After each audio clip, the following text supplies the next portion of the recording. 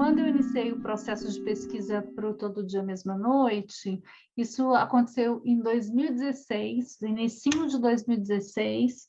Eu fui, na verdade, provocada por um colega de redação que tinha conhecido uma enfermeira de Santa Maria pelas redes sociais, e ele disse, ele estava muito impactado com o relato dela, e ele disse: Dani, você precisa contar essa história. E naquele momento eu reagi contrariamente à possibilidade de escrever sobre isso.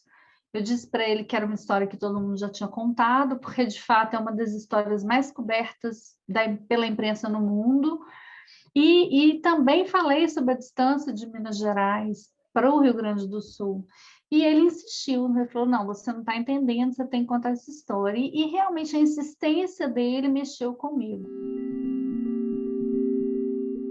E eu resolvi pesquisar nas redes sociais o que as famílias estavam falando.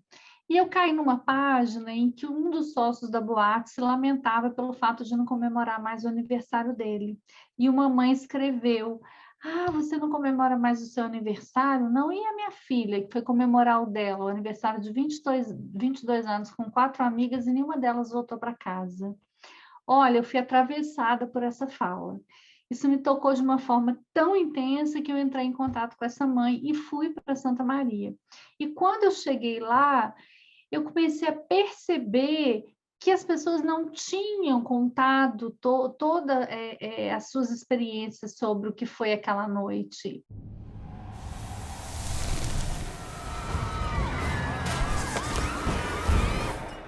Numa entrevista coletiva que eu fiz com alguns profissionais da saúde, eu levei um susto, porque eles começaram a falar e eles iam chorando e se consolando, e falando: e como é que foi para você? E aí eu percebi que eles não tinham falado nunca sobre isso. Então eu falei: meu Deus, eu acho que eu posso dar sim a minha contribuição.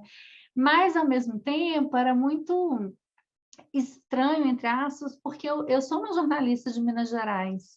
Era como se eu fosse uma jornalista estrangeira para eles, né? Então, assim, vencida essa primeira barreira, eu acabei ficando 2 anos no Rio Grande do Sul. Eu voltei a Santa Maria quando passou da 20ª vez, que já passou agora, eu parei de contar. Eu sempre estou voltando até hoje, eu nunca mais me afastei dessa história. A gente escuta muitas vezes as pessoas falarem em superação, e eu venho defendendo ao longo desses 10 anos que pedir superação para alguém que perdeu um filho é uma completa falta de empatia com a dor do outro. Todo Dia Mesma Noite tem 60.000 palavras e nenhuma que faça referência à superação. Então, eu acho que esse cuidado, estou arrepiada falando isso para você, mas assim, esse cuidado, um pouco de delicadeza, eu acho, até para falar de algo que é tão brutal, é altamente necessário para que a gente consiga fazer ponte para o coração do outro, porque esse é um dos papéis do jornalismo, e para que o outro também aprenda a se colocar nesse lugar. Porque a gente não pode continuar olhando para o que aconteceu na Kiss como algo isolado, que aconteceu lá na cidade do Rio Grande do Sul. Não, podia ter acontecido em qualquer lugar.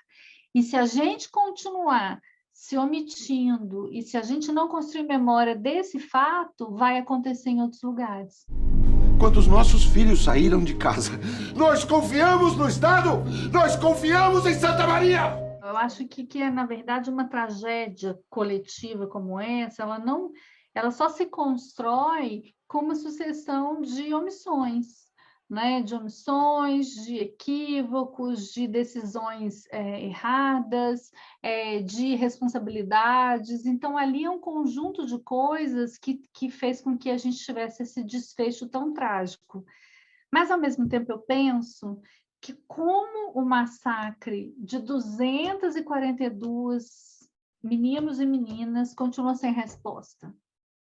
Isso é algo inimaginável. Jamais pensei que a gente chegasse nesse momento sem uma resposta para o que aconteceu e sem a responsabilização das pessoas que contribuíram para que essa noite não terminasse para 242 pessoas. Esses documentos apresentam 29 irregularidades com a Kiss e a prefeitura escondeu da gente. Isso aí é muito grave. Não é mais que grave. É crime. Eu tenho certeza que quem assistir aos 5 capítulos não vai conseguir terminar de assistir da mesma forma como começou.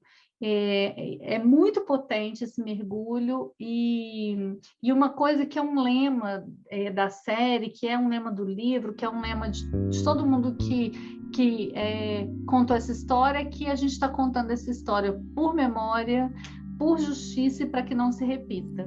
Então, eu vejo como algo positivo que a gente possa contar essa história para milhões de pessoas.